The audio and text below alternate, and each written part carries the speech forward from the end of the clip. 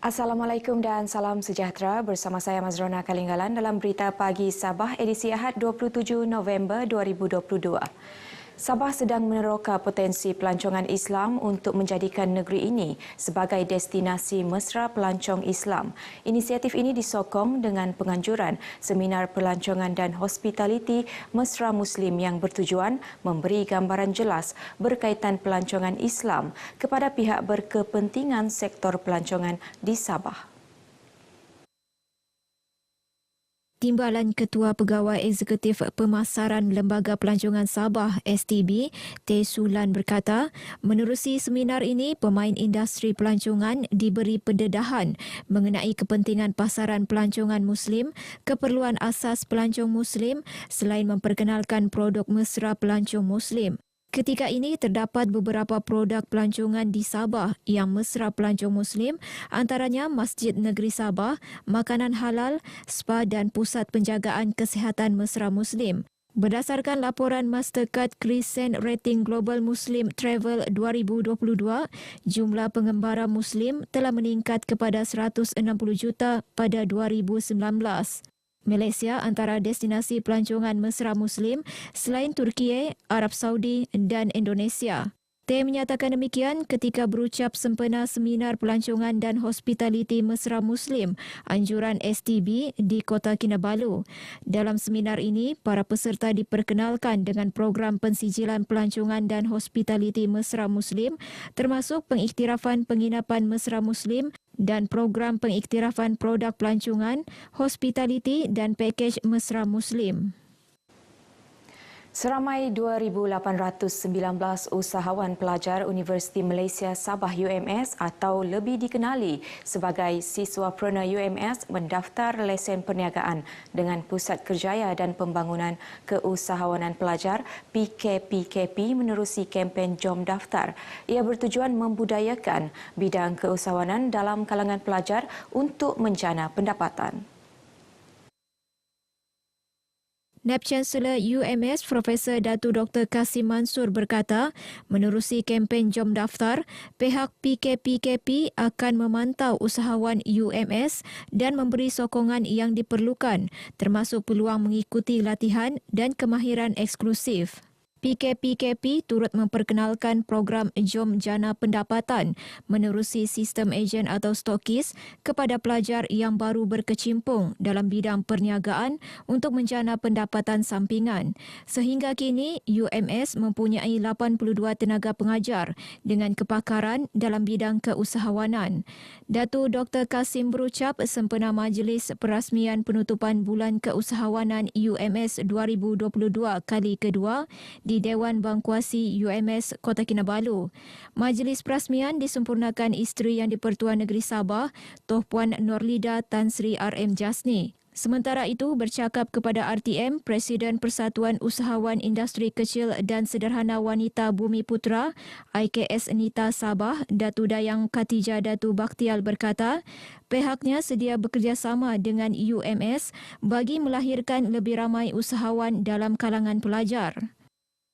Economy is the vital, important, as we can see, nadi untuk sesebuah negara. Kita berharap kehadapannya ini, kestabilan ini akan membawa keuntungan kepada sektor ekonomi dan akhirnya negara Malaysia harmoni. Saya ingin mengucapkan setinggi-tinggi penghargaan kepada pihak Pusat Keusahawanan UMS, khususnya mentor saya, Pusat Keusahawanan menyokong sepenuhnya kami punya projek.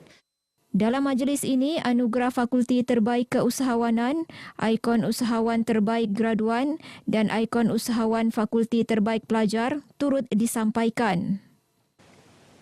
Dewan Bandaraya Kota Kinabalu di BKK akan memulakan program Collect and Redeem atau lebih mesra dikenali sebagai Let's CNR sebagai inisiatif menggalakkan amalan kitar semula barangan terbuang. Orang awam boleh menghantar barangan kitar semula seperti kertas, plastik, aluminium dan minyak masak terpakai pada setiap hari Sabtu di Pusat Lestari Kota Kinabalu, PLKK Dewan Masyarakat Kota Kinabalu. Menurut Mayor Bandaraya Kota Kinabalu, Datu Nurliza Awang Alip, orang awam yang menghantar barangan kitar semula akan diberi ganjaran 1 mata bagi setiap nilai RM1 yang diterima hasil jualan barangan kitar semula tersebut. Semua mata terkumpul boleh ditukar kepada barangan lain seperti kupon letak kereta, pelekat prabayar sisa pukal dan sisa kebun serta produk yang dihasilkan PLKK. Untuk program CNR ni sebenarnya kami kalau boleh ingin mengembangkan lagi. Salah satu idea dia mungkin kalau kita dapat bincang dengan peniaga-peniaga di luar sana, some kind of loyalty program juga untuk mereka-mereka yang membabitkan diri dalam agenda-agenda alam sekitar di bawah Love KK Network tu. Datu Nurliza menyatakan demikian kepada pemberita selepas merasmikan penutupan Bulan Kesedaran Anti Sampah di Kota Kinabalu. Dalam perkembangan berkaitan, beliau memaklumkan sejumlah 1,639 kompaun dikeluarkan bagi kesalahan membuang sampah di tempat awam. Daripada jumlah itu, 80% telah selesai, manakala 316 kes lagi masih belum diselesaikan dan akan didakwah di mahkamah. Orang awam dinasihatkan agar tidak membuang sampah merata-rata bagi mengelak dikenakan kompaun atau tindakan mahkamah. Perkembangan semasa COVID-19, Sabah merekodkan 210 kes baharu semalam, kurang 56 kes berbanding hari sebelumnya.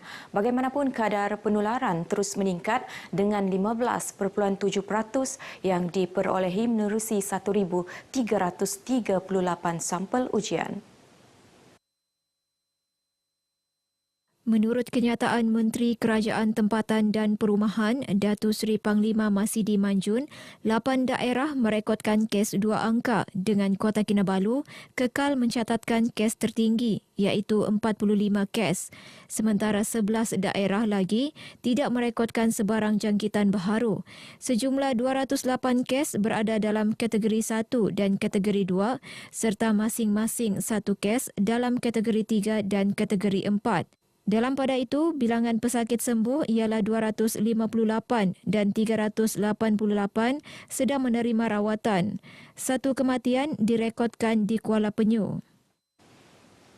Hanya bermodalkan RM250 ketika mula menceburi pembuatan kuih cincin pada 2007, Siti Jaleha Yusof, 57 tahun, kini meraih pendapatan mencecah RM50,000 sebulan. Kejayaan diraih ibu kepada 8 anak itu selepas menghasilkan kuih cincin yang mempunyai rasa dan tekstur lebih rangup berbanding kuih cincin keluaran lain. Ikuti perkongsiannya bersama wartawan Sahira Samain. Siti Jaleha mulanya menjalankan perniagaan kuih kering kecil-kecilan di Tamu hujung minggu ketika berusia 38 tahun. Namun, minat mendalam dalam pembuatan kuih cincin yang cukup sinonim dalam kalangan etnik Brunei mendorong beliau mempelajari pembuatan kuih tersebut.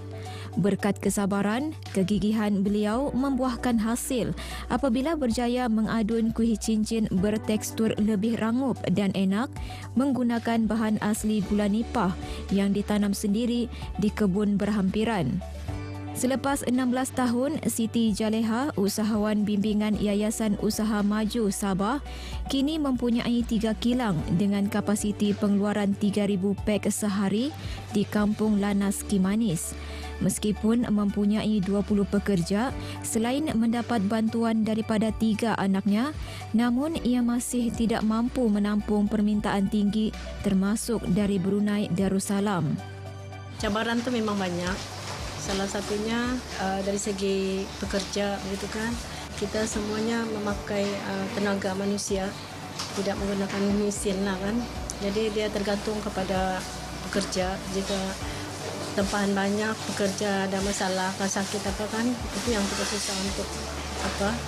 Kedua, saingan tu terlampau banyak. Tapi insyaAllah boleh atasi juga.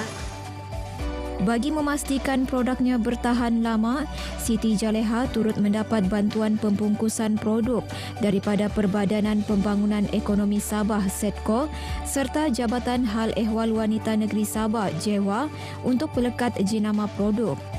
Beliau turut memanfaat media sosial sebagai platform mempromosi produk keluarannya. Kelebihan harga borong yang murah selain rasa enak kuih cincin ini menjadikan pelanggan sentiasa berpuas hati. Saya suka sebab di sini lain pada tempat yang lain. Satu, rasa dia tu. Kedua, dia rangup. Kita makan pun sedaplah. Lembut. Satu lagi, harga dia murah. Kalau tempat lain, harga dia pun boleh tahan juga kan. Tempat dia ni memang murah. Itu saya suka beli tempat dia. Memang rangup dibandingkan tempat lain. Di sini juga macam mana pun orang minta permintaan di Kimanis ni juga. Alhamdulillah nyaman, dia punya rasa memang sedaplah, terbaik semua. Di mana-mana pun antar memang sedap. Dan mau di mana-mana sini juga cari. Alhamdulillah. Sesungguhnya kejayaan Siti Jaleha ini wajar dijadikan contoh kepada golongan wanita untuk menceburi bidang keusahawanan membabitkan pelbagai produk. Zahira Samain, RTM.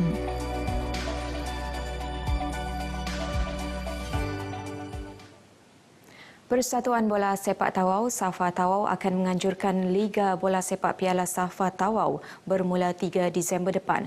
Kejohanan peringkat daerah itu menyasarkan 32 pasukan atau kelab yang berdaftar dengan Safa Tawau. Menurut Ahli Dewan Undangan Negeri Adun Apas, Datuk Nizam Abu Bakar Titingan, setakat ini 26 pasukan telah mengesahkan untuk menyertai kejohanan tersebut. Pada tahun ini akan bermula dengan Piala Sumbangsih pada 3 hari bulan Disember yang akan datang. Setakat ini 26 pasukan telah mengesahkan ataupun 26 kelab bola sepak telah mengesahkan untuk mengambil bahagian, dan kita punya sasaran ialah 32 kelab pasukan bola sepak. Datuk Nizam bercakap kepada pemberita selepas mempengerusikan mesyuarat agung tahunan 2022 Safa Tawau di Tawau. Dalam pada itu, beliau memaklumkan Safa Tawau bersetuju menaikkan kadar bayaran pengadil bermula Januari tahun depan sebagai penghargaan kepada mereka dalam memastikan kelancaran kejohanan yang dianjurkan. Dalam perkembangan berkaitan, Majlis Perbandaran Tawau bersetuju Safa Tawau mengambil ahli kerja-kerja membaik pulih padang di Stadium Tawau, seterusnya menjadikan daerah itu sebagai salah satu daerah yang aktif dalam sukan bola sepak. Sekian berita pagi Sabah kali ini. Saya Mazrona Kalinggalan. Salam hormat. Kita sebagai generasi baru hargai perjalanan menuju Malaysia.